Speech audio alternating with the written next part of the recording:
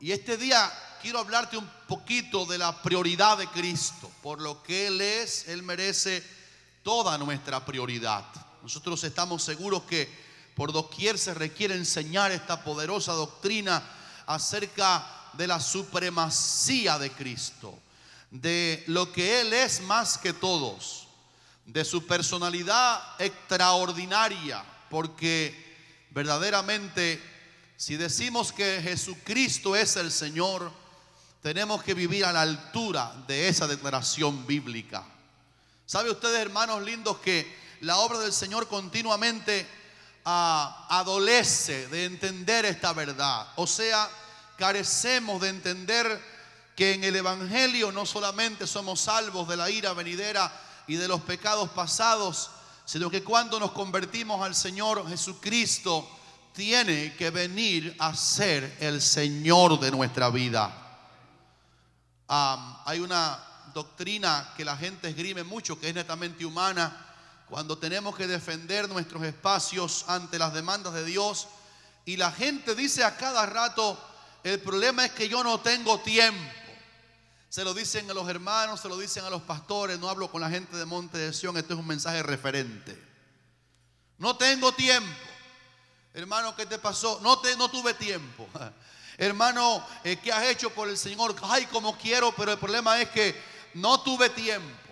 Sin embargo, la realidad filosófica, aún atea, del tiempo es que el tiempo es solamente un espacio en el cual uno se mueve y en el cual uno prioriza en el tiempo aquello que uno cree que tiene más relevancia. Por tanto, cuando alguien dice: no tuve tiempo para el Señor, o no tuve tiempo para orar hoy, o no tuve tiempo para servir al Señor, o no tuve tiempo de ir a la casa del Señor, esa expresión solamente califica que sí teníamos tiempo, pero que nuestras prioridades estaban equivocadas. Y nuestro Dios aparece en la Biblia como un Dios celoso. Santiago dijo en la palabra que el Espíritu que Él ha hecho morar en nosotros nos anhela celosamente. Por eso hoy leímos un texto en la Biblia que tiene que ver con lo excepcional de Cristo. Él es el primogénito, y después Hebreos dice que Cristo es el primogénito entre muchos hermanos. Por tanto, en el principio, antes que la iglesia existiera, aparece en Juan 3:16 que Cristo es el unigénito del Padre. De tal manera amó Dios al mundo que dio a su Hijo unigénito. Pero ahora Él no es el unigénito, divinamente sí, pero ahora Él aparece en la Biblia como el primogénito, o el primero entre muchos hermanos. Y por eso tenemos que aprender a asumir a Cristo y a entender a Cristo con la centralidad que la Biblia lo coloca a Él delante de nosotros, y que todo lo demás que no es Cristo comience a ser entendido como secundario y girar alrededor de ese centro que se llama nuestro Señor Jesucristo. Lo que estoy criticando es que a veces tenemos aquí una prioridad central. Eso puede ser una familia, como veremos. Eso puede ser el dinero, el negocio, otros asuntos importantes de la vida por la tierra. Y el Señor se ha hecho girar alrededor de nosotros o de otras prioridades. Pero cuando estamos estudiando en este día a Cristo como el centro, la realidad, la vida cristiana normal es que todo lo demás comience a girar alrededor del Señor. Si para algo no tengo tiempo, sea para lo mío, sea para lo de la tierra, pero que yo tenga a Cristo en el lugar que la Biblia dice que Él debe tener en nuestros corazones. O diga amén o diga ay. Yo quiero esta mañana presentarte 12 cualidades supremas que la Biblia menciona acerca del Señor como el centro de nuestra vida. El Salmo 45 y verso 2 menciona la primera que quiero citar. Y en el Salmo 45, 2 dice: Él es el más hermoso de los hijos de los hombres. Cada vez que diga una verdad, diga un amén bien grande. ¿Cuántos creen que Él es el más hermoso de los hijos de los hombres? No se refiere en ninguna manera a hermosura física, porque Isaías dijo que le veremos, mas sin atractivo para que le deseemos. Y Él fue desfigurado en la cruz. La palabra establece que Él es el más hermoso porque Él es el perfecto moralmente. Él es el santo de Dios. Todos los demás pecaron, incluyendo los grandes héroes de la fe, pero este es el más hermoso, este es el perfecto, este es el que nunca hizo maldad, ni hubo engaño en su boca. Este es el día fuerte, el más hermoso de los hijos de los hombres. La segunda centralidad aparece en Mateo capítulo 12 y versículo 6, dicho por el mismo Cristo. Él dijo: uno mayor que el templo está aquí. Y yo creo que está aquí esta mañana en la iglesia Monte de Sión. Sabe que los judíos veían al templo como algo demasiado especial, porque ellos tenían aquella cultura de que el edificio en el Antiguo Testamento era lo más importante. No entendían el lenguaje de la samaritana, el lenguaje de Jesús a la samaritana: mujer, ya no es en este monte, ¿se acuerdan? Ni allá en el monte Ebal o Gerizim, ni acá en el monte de Sión, Jerusalén. Pero los verdaderos adoradores, ¿qué dice la Biblia ahí? Adorarán ¿a quién? Al Padre en espíritu y en verdad. Pero ellos tenían el templo como un centro de lo más importante de todo. Y una vez juzgaron al Señor porque entendieron mal lo que Él dijo: derribaré el templo y entonces voy a edificarlo. Ellos tenían un celo por el templo. Pero el Cristo que es centralizado en la Biblia, Él mismo dijo: uno mayor que el templo está aquí. ¿Cuántos creen que el templo se puede acabar, pero Cristo no se va a acabar nunca? Tercero, por allá, por esa cita misma dice todavía en Mateo capítulo 12: he aquí más que Jonás en este lugar. Como el Señor está comparando que la gente en Nínive le creyeron la palabra a Jonás. Y cuando Jonás entró, hay tres acepciones ahí en Mateo 12. En Mateo 12, Él es mayor que el templo. Segundo, Él es mayor, Él es más que Jonás. Porque Jonás tuvo un ministerio de los más grandes de la Biblia. Ni él siquiera entendió el éxito que Jonás tuvo. Fue a Nínive a predicar un mensaje de juicio. Y la gente le creyó el mensaje que ese hombre predicó. La ciudad entera, alabado sea Dios por eso. Hasta el rey, los animales en ayuno, todo el mundo. Pero el Señor dijo: el éxito que tuvo Jonás no es el más grande. Uno más que Jonás está aquí. Después todavía en Mateo 12, por allá por los versículos casi 42, en el tiempo que la gente admiraban tanto a Salomón, porque no ha habido otro hombre excepto Cristo más sabio que él. Pero el Señor dijo: he aquí más que Salomón en este lugar. Salomón fue sabio, pero Cristo nos ha sido hecho por Dios sabiduría.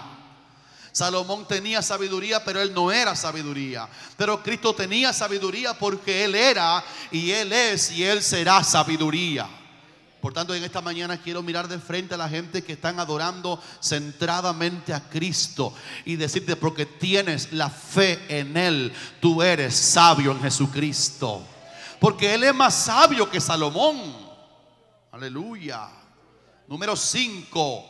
Allá por la cita de Lucas capítulo 1 de Lucas, versículos 32 al 33. La profecía del Mesías decía: el ángel que habló con María dijo: Dios le dará el trono de David su padre, y reinará sobre la casa de Jacob o de Israel para siempre, y su reino no tendrá fin. ¿Usted ha conocido algún rey que su reino nunca tenga fin? David fue tremendo, pero se murió. Salomón hizo un reino de paz, pero se murió, y se murió mal. Pero en la profecía del Cristo centrado aquí esta mañana dice: aleluya, que el Señor Dios le dio el trono de David su padre, pero que Él reinará sobre la casa de Israel para siempre, y que su reino no tendrá final. Hay gente que lo puede alabar en esta mañana aquí a Él. Los que trajeron la boca, dígale algo, dígale amén. Él es el rey, que su reino permanece para siempre. Qué bueno que usted entró a un reino que no va a ser derrotado jamás. Qué bueno que usted entró a un gobierno de Cristo que no hay ejército que lo haya podido vencer jamás. Esta mañana lo centro a él aquí en la iglesia porque esto demuestra la historia de más o menos 2000 años de fe cristiana, cuando el evangelio comenzó como un grano de semilla tirado y enterrado en la cruz. Él dijo: si el grano de trigo cae en tierra y muere, eso es muerte. Pero él dijo: cuando muera llevará mucho fruto. El evangelio comenzó, hermano, como algo aparentemente derrotado. Ustedes se acuerdan de cuando Jesús hizo lo más grande que hizo. Escucha esto: cuando él hizo lo más grande que hizo, que fue morir en la cruz del Calvario por mis pecados y por tus pecados. Y él se levanta de los muertos, pero en ese espacio de 3 días, los discípulos íntimos, la gente que él había escogido para que le siguieran, la óptica que tienen por 3 días es que la empresa de Jesucristo ha fracasado. Y se habían metido en un cuarto por temor, dice que por temor a los judíos, los 11 apóstoles que le quedaban, llenos de cobardía. Pero él se levantó de los muertos victorioso. Y él dijo: toda potestad me es dada en el cielo y en la tierra. Por tanto, como tengo toda potestad en el cielo y en la tierra, vayan a Kendall. Hagan discípulos.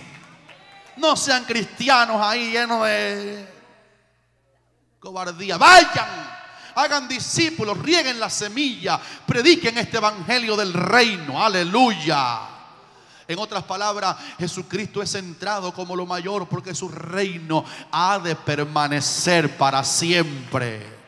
Oiga, y esto me fascina, por eso me aguanté aquí un poquito. Mire que en 2000 años ha habido persecución contra Cristo.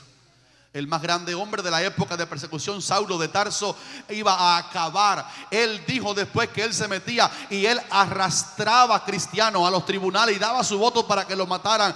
Y dice que él asolaba las iglesias. Y después vino Herodes, y después vinieron todos esos emperadores bestiales como Nerón. Y han venido reinos tras reinos y países llenos de gente que son gobiernos de impiedad y de ateísmo. Y gente haciéndole persecución. Y en Roma, siglo I, II y III, mataban cristianos como si fueran gatitos, los incendiaban, los acorneaban con vacas, hacían algo para destruir la iglesia, como el pobre Voltaire, que dijo en Francia: en unos añitos más yo voy a luchar tanto que cuando me muera yo, la Biblia ha de desaparecer del mapa. No habrá Biblias después de mi muerte, dijo Voltaire. Pero cuando Voltaire se murió, la casa de Voltaire se convirtió en una imprenta de predicar, de hacer la Biblia.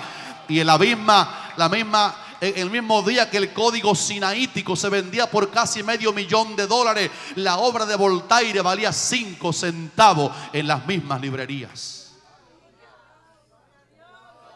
Hay gente que le da gloria al Cristo que usted está predicando en esta mañana. Su reino no tendrá fin. Número 6, él es centrado porque ya en Juan capítulo 7 versículo 46, cuando los alguaciles fueron para tomar preso al Señor con autoridad, para traerlo, para desaparecerlo de la palestra pública, Jesús estaba predicando y aquellos policías, llamémoslo así, de la época, tienen la encomienda de atar a Jesús y traerlo preso. Pero cuando llegaron a tomarlo con autoridad, no pudieron, porque él estaba predicando y su palabra los cazó con Z. Su palabra los amarró a la vida. Su palabra era con autoridad. Su palabra son palabras de vida eterna. Y los policías llenos de autoridad dijeron: no, ¿y qué pasó? ¿Y dónde está el hombre? No pudimos traerlo, porque cuando llegamos él estaba hablando. ¿Y qué pasó? Es que ningún hombre jamás ha hablado como ese hombre que se llama Jesús. Hay gente que le da gloria en esta mañana a él. Bellas palabras de vida.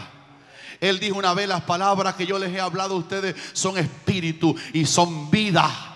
Por eso en una iglesia centrada en Él, la palabra tiene prioridad. Usted, hermano, no falte nunca al mensaje. Usted, hermano, luche por no irse nunca, no caminar durante la prédica. No deje nunca la prédica, porque eso profana a Dios y es peligroso. La palabra de Dios es la gran necesidad de nuestra vida. No solamente de pan vivirá el hombre, sino de toda palabra que sale de la boca de Dios. Número 7. En Hechos capítulo 2 y versículo 36, Pedro está predicando un mensaje cortante en Pentecostés porque estaba lleno del Espíritu Santo. Déjeme hacer aquí, hermano, un paréntesis para decirle: cada hermano que no habla en otras lenguas todavía, el Señor te va a dar el bautismo en el Espíritu Santo. You need that. Te hace falta. Porque cuando uno recibe el bautismo del Espíritu Santo, una de las cosas que pasa, hay muchos que pasan, pero una de las que pasa es que la revelación de la palabra que uno recibe es extraordinaria. Los apóstoles no entendían por qué murió Cristo. Ahora Pedro, que tampoco entendía nada, una vez tomó al Señor para que decirle: Señor, no, ¿cómo que tú vas a morir en una cruz? Él no entendía nada. Pero cuando ahora recibe el bautismo del Espíritu Santo y Pedro habla en otras lenguas, usted va al cielo sin eso. Pero como herramienta, no hace falta llenarte del Espíritu Santo. Lléname del Espíritu Santo en esta mañana, Señor. Cuando Pedro recibió aquel poder, dice la Biblia, que abrió la Escritura sin abrirla. En su mente se abrió y predicó aquel tremendo mensaje de Pentecostés. Y dentro de las cosas que interpretó fue: este Jesús que ustedes mataron en el Calvario y lo cambiaron por un homicida, dijo Pedro, Dios le ha hecho a él Señor y Cristo. Hay gente que le dicen Señor y Cristo en esta mañana. Dígale conmigo: Señor y Cristo. Oiga, hermano, si Dios hizo a Cristo Señor y Cristo, no hay nadie que lo pueda vencer. No hay nadie que lo pueda derrotar. Después en Romanos 9:5, porque Armando tiene mucha lucha en la casa de Armando, testigo de Jehová o testigo sin Jehová, que dicen que él es el ángel de Dios, el angelito, que el padre crió a un hijo, que el padre lo engendró, pero que el hijo no es tan grande como el padre. Pero en Romanos 9:5, hablando del Cristo centrado, dice la Biblia: Él, Jesucristo, es Dios. Escuche esto: es Dios sobre todas las cosas, bendito por los siglos y para siempre. Pensaba que iban a decir un fuerte amén a eso. Un aleluya a eso. Él es Dios sobre, diga conmigo así, mire, diga así: sobre todas las cosas. ¿Es usted cristiano? Cristo debe estar sobre todas sus cosas. Porque la teología de Cristo es que Él es Dios sobre todas las cosas.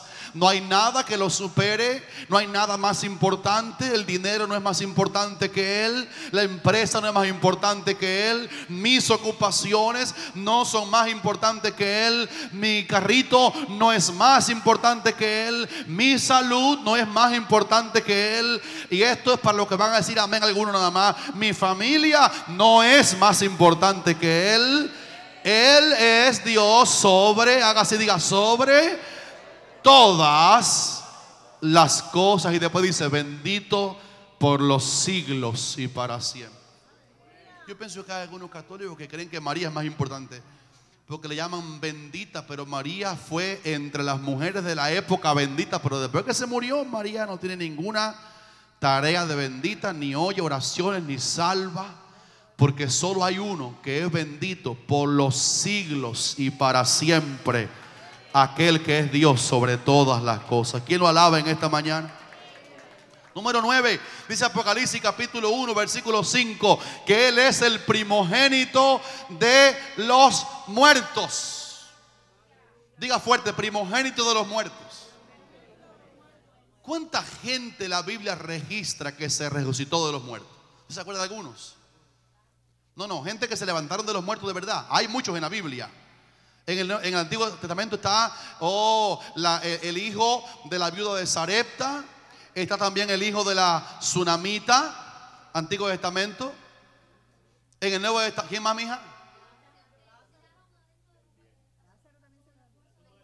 Exacto, un hombre que no sabemos quién era, estaba muerto, y cuando tiraron al hombre ahí muerto, lo tiraron el cadáver sin saber que abajo estaban los huesos de Eliseo. Ese hombre resucitó al hacer contacto con los huesos de Eliseo. ¿Quién más usted recuerda que se levantó de los muertos en la Biblia? El famoso Lázaro, que no es el Lázaro mendigo que pintan la gente y lo adoran. Este Lázaro, hermano de Marta y María, un hombre pulcro, un hombre que no hay mucha remembranza de él, pero que era un hospedador de Cristo.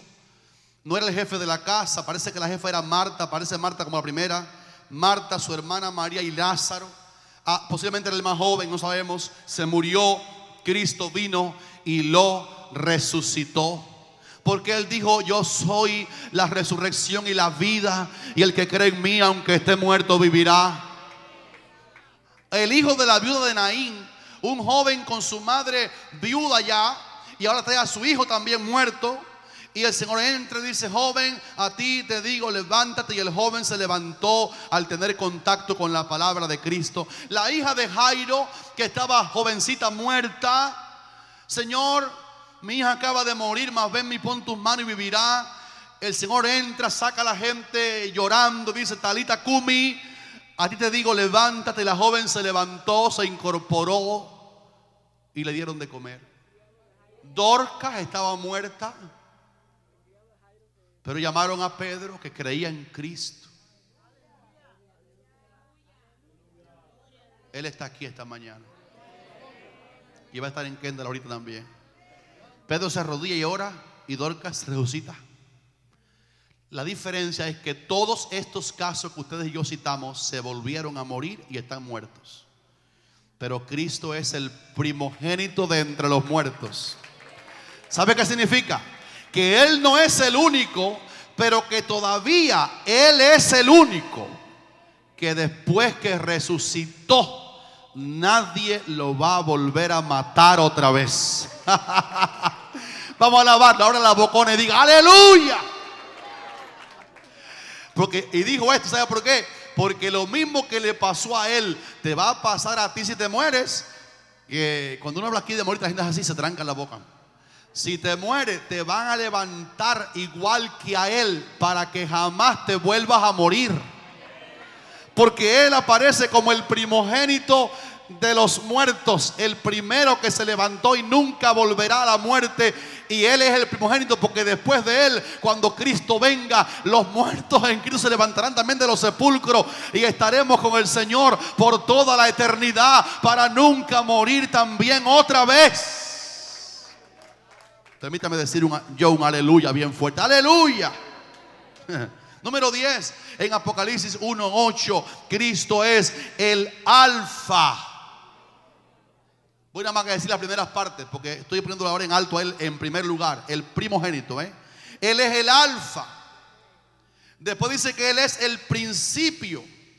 Y después dice que Él es el primero. ¿Cuántos aquí saben que antes que hubiera universo ya había Cristo? Sin embargo, no es viejo, está nuevo de paquete. Él le dijo a la gente: antes que Abraham fuese, yo soy. Y la gente, pobrecito, con su ceguera espiritual, decían: aún tú no tienes 50 años, Jesús de Nazaret, y tú dices que has visto a Abraham. Y blasfemaron contra el Espíritu Santo, porque dijeron que el Señor tenía, ya no lo quiero ni mencionar. Pero antes que Abraham fuese, Él era. Porque Él es el alfa. Él es el principio de todo. Déjeme decirle que todo lo que usted ve en la creación fue hecho por Él. Dice Hebreos 1: todo fue hecho por Él, y sin Él nada de lo que ha sido hecho fue hecho. Aleluya. Juan 1: en el principio era el Verbo, y el Verbo era con Dios, y el Verbo era Dios. ¿Quién lo bendice aquí hoy? Número 11, el Cordero aparece allí. Hay un juego de palabras tan bello, y marquen ambas citas, en Apocalipsis 17:14 y luego en Apocalipsis 19:16. Repito ambas citas: Apocalipsis 17:14 y luego 19:16. Primero dice: el Cordero es Señor de señores y Rey de reyes. Y luego dice: Él es Rey de reyes y Señor de señores. O sea, para adelante y para atrás, Él es el más grande de los reyes y de los señores. Él es Señor de señores y Rey de reyes. Después dice: Él es Rey de reyes y Él es Señor de señores. Así que si usted cree que un rey es más importante que un señor, Él es el Rey de reyes. Si usted cree que el Señor es más importante que los señores, diga: bueno, Él es el Señor de señores y el Rey de reyes. Él ocupa el primado en los tronos. Aleluya. Aleluya. Yo estoy esperando el día cuando toda rodilla se doblará y toda lengua confesará que Jesucristo es el Señor. Yo estoy esperando ese día. y quiero que se gocen en esta palabra. No ha habido ningún rey que se vaya a escapar de ese día, porque los reyes que eran impíos y se murieron. Tienen que arrodillarse en la resurrección y declarar. ¿Sabe quién los va a juzgar a ellos? Cristo. Juan vio un gran trono blanco, y el que estaba sentado sobre ese trono era tan grande que dice que el cielo y la tierra huyeron delante de él. Y aparecieron todos los muertos impíos, grandes y pequeños, delante del trono. Y este hijo dice que el Padre a nadie juzga, sino que todo el juicio se lo dio al Hijo. En otras palabras, ese trono blanco lo va a presidir el Cristo que tú has aceptado como Salvador. ¿Cuántos dicen aleluya? En otras palabras, Él es el Rey de Reyes y Señor de Señores, y Él es el Señor de Señores y Rey de Reyes, porque todos los tronos y los dominios y los imperios y los gobiernos están debajo de la autoridad de ese Cristo que estamos predicando aquí en el día de hoy. Se está complicando el mensaje ahora, porque lo que quiero decir después de esto, en el punto 2, es que nosotros somos del Señor. ¿Cuántos aquí son del Señor? Me parece que los amenes fueron más bajitos cuando dije Señor de señores y Rey de reyes, amén. Pero cuando dije nosotros somos del Señor, como que yo sentí que bajó el volumen. ¿Cuántos aquí están de acuerdo que nosotros somos del Señor? Ahora sí, ¿cuántos son del Señor? ¿Cuántas mujeres aquí son del Señor? Vi unas voces de hombre ahí. ¿Cuántos hombres son del Señor? Ganamos los hombres mediante su obra expiatoria en la cruz. Cuando Cristo nos compró, cuando Cristo pagó el precio por la culpa tuya y mía, la mía y la tuya, por mis delitos y los tuyos, el castigo de nuestra paz fue sobre Él. Cristo nos ha hecho suyos. Y yo quiero preguntar, hermanos, en este día tan lindo, ¿cuántos hermanos saben que si Él pagó tu deuda, si tú ibas y yo iba al infierno, íbamos al infierno? ¿Cuántos aquí iban al infierno antes de ser cristianos? Todos. Íbamos allá al lago de fuego que no tiene puerta de escape ni fecha de vencimiento. Es una sentencia de por vida. Íbamos allá y Él vino, nos rescató, pagó al Padre el precio de nuestros delitos, satisfizo la justicia divina que pedía muerte, porque el Padre es puro y limpio y santo 3 veces, y el pecado Él lo aborrece, y éramos unos sucios y pecadores, pero Él vino y tomó nuestras culpas y nuestros pecados, le pagó el precio del rescate al Padre, nos quitó las cadenas del diablo y del pecado que teníamos. ¿Cuántos creen que si Él murió para saciar la justicia del Padre y darnos perdón total y darnos vida eterna, Él merece ser nuestro dueño? En otras palabras, el señorío del Señor sobre nosotros está justificado por el pago tan caro que hizo en la cruz. Si Él nos pagó, tiene el derecho. Apunten un texto tremendo, Romanos capítulo 14 versículo 8. Y el apóstol Pablo decía en esta convicción, decía, sea que vivamos o sea que muramos, del Señor somos. Después, en 1 de Corintios 6:19, Pablo le dijo algo a la iglesia de allá que es para acá también. Él le dijo a ellos, no sois vuestros. ¿Está duro eso? Dile a tu hermano, hermano, tú no eres tuyo. Díselo fuerte, sacúdelo, dile, tú no eres tuyo. Lo hicieron demasiado así, suavecito, con mano de algodón así. Dale un regaño, dile, hermano, tú no eres tuyo nada. Un regaño de amor. Tú no eres tuyo. ¿Cuántos aquí le han predicado a la gente y dicen, no, yo hago con mi vida lo que yo quiera? Porque la gente, escúcheme esto, la gente necia cree que ellos son de ellos. ¿Sabes por qué no son de ellos? Porque ellos no sacaron un pasaje para nacer.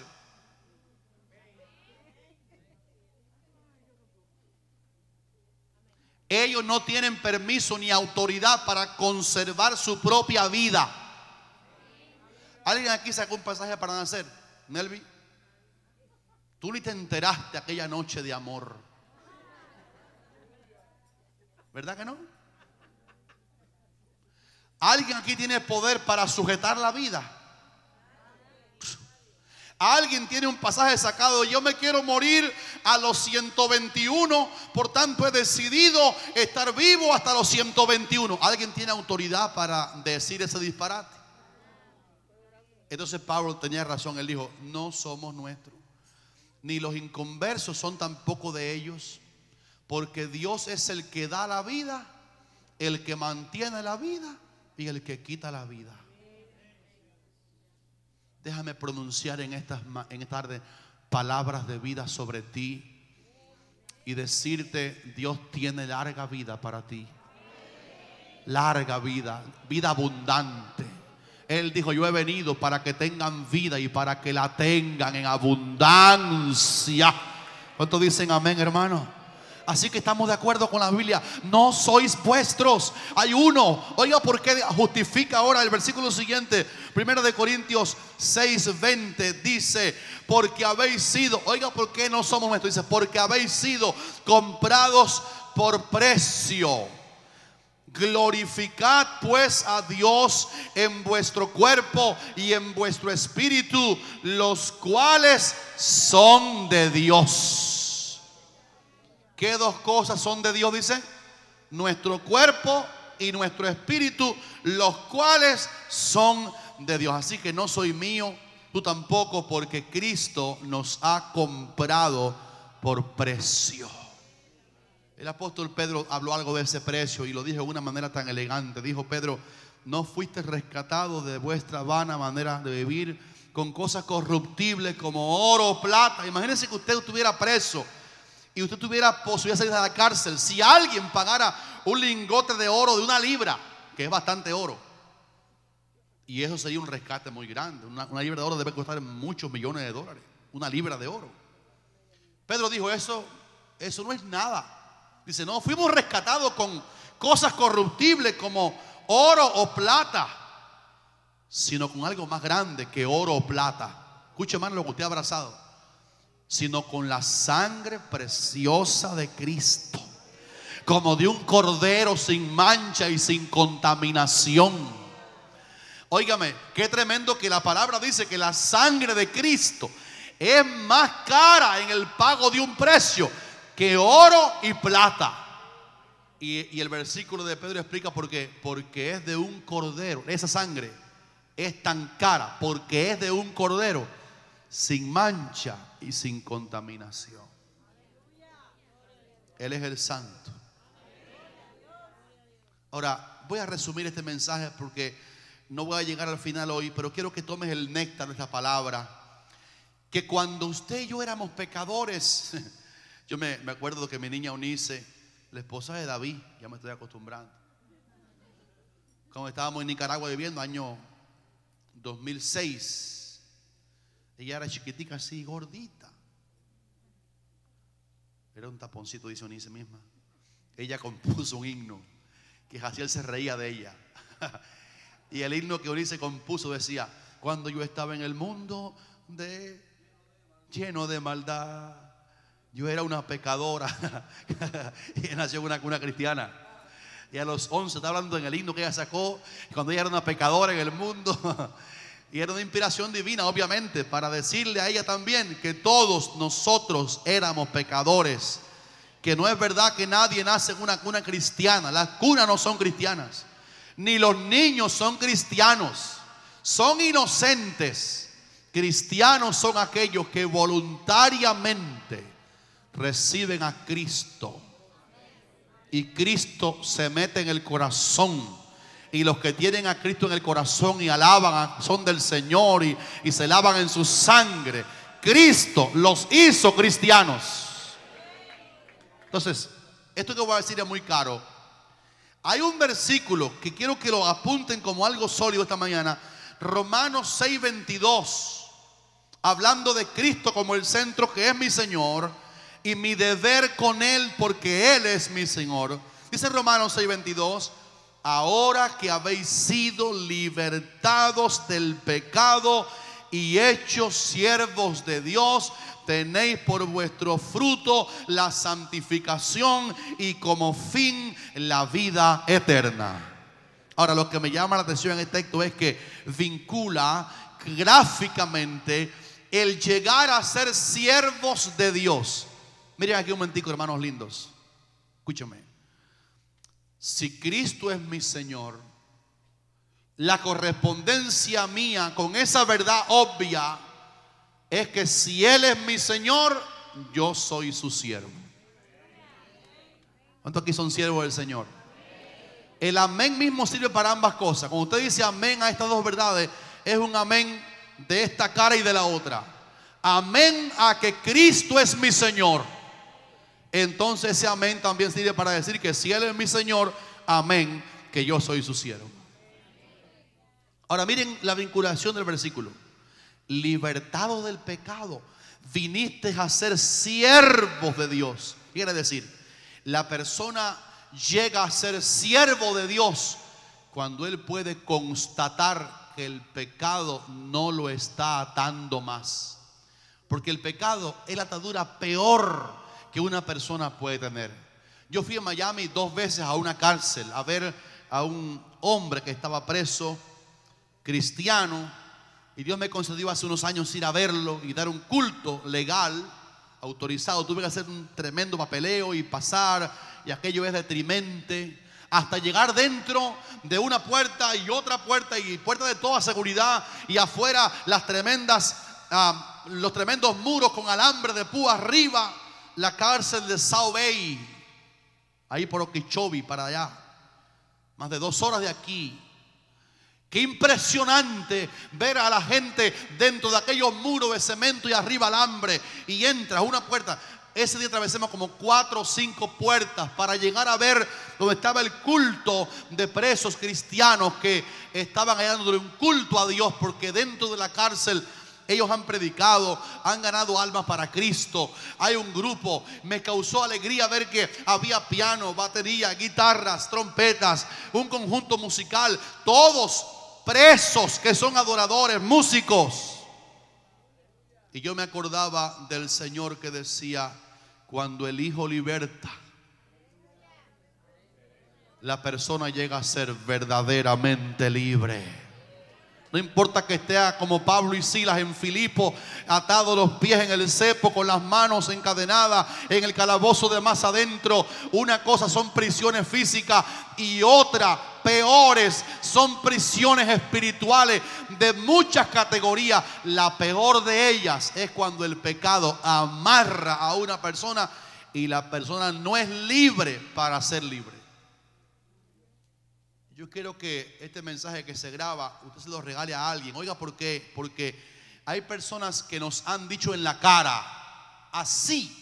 Máxime, cuando yo estaba en la escuela, Pastor Maney también, ustedes, a los jóvenes más que todo, se burlan de ti porque tú eres un cristiano que estás atado ahí a Dios y a los mandamientos antiguos y a la iglesia.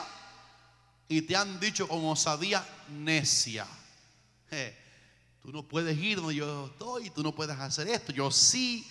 Tú no puedes hacer aquello y yo sí. Tú no puedes tomar tal cosa y yo sí. Tú no puedes ir a ciertos lugares así de luces oscuras y yo sí. Tú no te puedes divertir en los lugares de diversión que yo soy libre para ir. Y nos han dicho tantas cosas. Pero el Señor Jesucristo dijo que el que hace pecado, esclavo es del pecado. Eso quiere decir que la persona cree que él está libre porque va cuando él quiere. Oiga, pero cuando las consecuencias del pecado se comienzan a recoger, las personas no cristianas también reciben consecuencias horribles por sus pecados. Y cuando han cometido muchas libertades, entre comillas, y son libres para tomar tal sustancia, y son libres para ir allá y acá, y para hacer toda la perversión inmoral que el mundo ofrece con tanta fragancia y colorido aparentes, cuando recogen las primeras consecuencias, se quieren zafar. pero usted sabe que no pueden. ¿A cuántas personas yo le he predicado? El Señor me dijo: mire, a mí me gusta ir y todo, pero de este asunto yo me he querido despegar. Pero ¿a usted le ha pasado eso? Gente que le ha dicho a usted: no puedo despegarme. Pero mira que el cigarro te echa a perder los pulmones, te da cáncer en el pulmón. Sí, pero es que desde niño y yo he querido dejar el cigarro, pero no puedo. Pero mira, ¿por qué tomas alcohol, bebidas alcohólicas? Si eso se te da cirrosis hepática, tu hígado se va a infectar. ¿Por qué no sueltas eso que sabes que es malo? Yo quiero soltarlo, pero es que no puedo. Y es verdad que no pueden, hasta el día que el Señor Jesucristo viene y les quita las ataduras. Y les quita las ataduras. Digan amén si lo quieren, hermanos, decir amén. Por eso Pablo decía a los cristianos en Gálatas 5:1: estad pues firmes en la libertad con que Cristo nos hizo libres, y no estéis otra vez sujetos al yugo de esclavitud. Allá la ley, acá el pecado. Y cuando usted es cristiano, tiene que cultivar una vida de libertad en Dios. Déjenme cerrar esto diciendo esto que va a ser muy caro hoy. Dios no nos dio espíritu de cobardía, sino espíritu de poder. Diga conmigo: espíritu de poder, espíritu de amor y espíritu de dominio propio. Usted no puede decirme: pastor, yo tengo una cosa que no puedo soltarla y llevo un tiempo y esclavo a eso, pero yo soy cristiano, pero eso me mantiene atado. Dios te dio espíritu de poder, amor a Él y a todos, y espíritu de dominio propio. La tentación va a venir, como yo tengo. ¿Cuántos aquí, como yo, dicen: yo también tengo bastantes tentaciones? Hace poco estaba con un pastor en Cuba y él tiene 82 años, un hombre íntegro. ¿Sabe qué me dijo? Me lo dijo allí solo, pero yo no me atrevo a decirlo aquí porque ustedes son, después se lo dicen a la gente lo que él me dijo. Pero él me dijo: tengo 82 años y cuando pasa, él lo dijo así sonriente, una muchacha bonita delante de mí, me dijo: yo sé que es bonita. Ya ustedes tomaron, ¿verdad? Ya. Tiene 82. El diablo es más viejo que él. Y el diablo tienta a jovencitos, a jovencitas, a mujeres casadas, a hombres casados. No respeta experiencia teológica, no respeta categoría ministerial. Él tampoco respetó el tentar a Cristo, el Santo de Dios. Lo que pasa es que Cristo estaba lleno del poder del Espíritu Santo para rechazar la oferta diabólica y ver más allá del momento del placer que el pecado ofrece. Sí, se ve bonito, pero yo aprendí por el libro que me alumbra. Por el libro que me alumbra. Aprendí por el libro. Levante el libro que usted está alumbrando su alma con ese libro. Levante el teléfono que sea. Por el libro que me alumbra. Aprendí que cuando yo peco, la paga, el salario, lo que se recoge después del pecado placentero es la muerte. Por tanto, no me voy a quedar aquí entretenido, esclavo de esta cosita y haciendo lo que el pecado me dice y haciendo lo que el pecado me dicta. Pablo dijo una vez a Efesios, dice: cuando estabas allá en el mundo, obedecía los pensamientos, eras esclavo de los pensamientos de vuestra mente. La mente decía: óyeme, enciende el televisor en tal canal, y la mente lo decía y la persona lo hacía. Por eso la teología de la santidad es Romanos 6, dentro de muchos pasajes más. Como antes presentasteis vuestros miembros para servir a la injusticia, ahora para santificación presentad vuestros miembros para servir a la justicia, porque el pecado no se enseñoreará más de vosotros, porque no estáis bajo la ley, sino que estáis bajo la gracia. Y la gracia del Señor es poderosa. La gracia del Señor redime. Su gracia rompe las ligaduras del pecado. Y ahora hemos llegado a ser siervos de la justicia o siervos de Dios, porque hemos sido libertados del pecado. En otras palabras, mi corbata no me califica en ninguna manera como siervo de Dios. Lo que me califica como siervo de Dios es que el pecado no se está enseñoreando de mí. Y yo traje hoy, hermanos, buenas noticias para ti. No tienes que vivir en esclavitud. Cristo es el primogénito de los hijos de los hombres. Él es el más hermoso. Él es Dios sobre todas las cosas. Él es el alfa. Él es el primero. Él es el todo y en todos. El Padre le hizo Dios y Cristo. Él es Señor de señores y Él es Rey de reyes. Y Él es Rey de reyes y Señor de señores. Para que en todo Él tenga la preeminencia. Y cuando Él nos compró en la cruz, y cuando Él pagó por el perdón de nuestros pecados, Él te dio ya la habilidad de que si eres de Él, te puedes mantener en pureza. Tienes poder para decir los muchos no que hay que decir para caminar con Dios. Tienes ese poder. Recíbelo en esta mañana. Porque a veces lo tenemos y no lo recibimos. Es nuestro, pero no lo tenemos aquí. Recíbelo en esta mañana. Una vez así, él mismo era un jovencito todavía, un niñito, y llegó allá a la casa Héctor Hunter, el presidente de la Asamblea de Dios en todo Cuba. Quería mucho a Jaciel. Y yo me acuerdo que un día él era un hombre muy, Armando y Manay conocen de quién hablo, un hombre muy letrado, un hombre muy interesante en su prédica y todo, muy elocuente. Y él le gustaba ver los jóvenes sirviendo al Señor. Y vio a mi hijo que ya era músico y era adorador. Y a lo mejor no se acuerda de eso Jaciel. Y Héctor Junte ya se iba de mi casa, que estaba allí de visita para La Habana, para su casa. Y le echó la mano por el hombro a Jaciel y le dijo: hijo mío, si los pecadores te quisieren engañar, no consientas. Qué lindo, Raúl. Qué consejo. ¿Te acuerdas de aquello? Qué consejo dio un padre espiritual para un hijo. No tienes que consentirlo. Tú no eres esclavo de nadie. Todo el mundo lo hace, pero yo no, porque yo soy de Cristo. Todo el mundo va, pero yo no voy porque yo soy del Señor. Bendito sea el Dios de Monte de Sión esta mañana, que nos permite predicar su palabra de esa manera. Un mensaje de santificación, porque todo lo puedes en Cristo que te fortalece.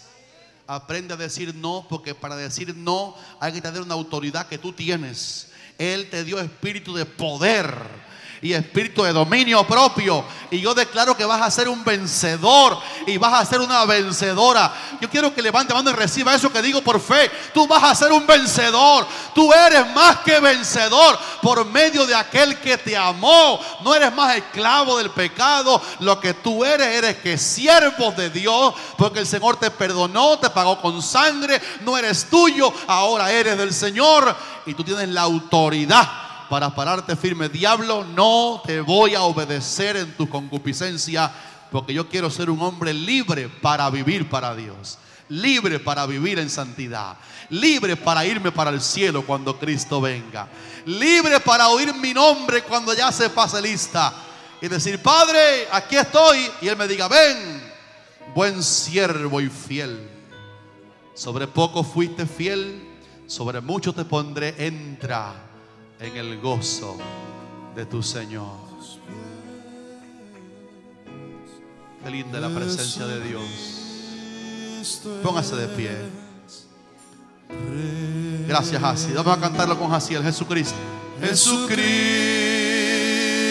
es Rey. Así nada más. Jesucristo es Rey. Levántale tus manos, iglesia linda. Postrado soy ante tus pies. Jesucristo es Rey. Jesucristo es Rey. Vamos a cantar otra vez así. Vamos los músicos. Jesucristo es Rey. Gracias, hermano Raúl. Gracias, Loami.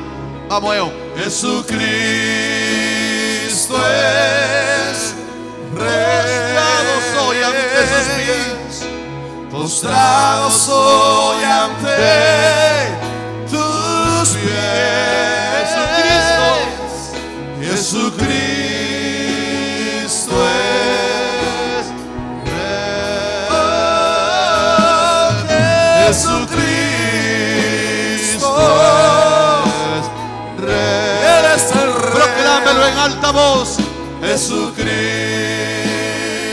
es Rey. Postrados postrados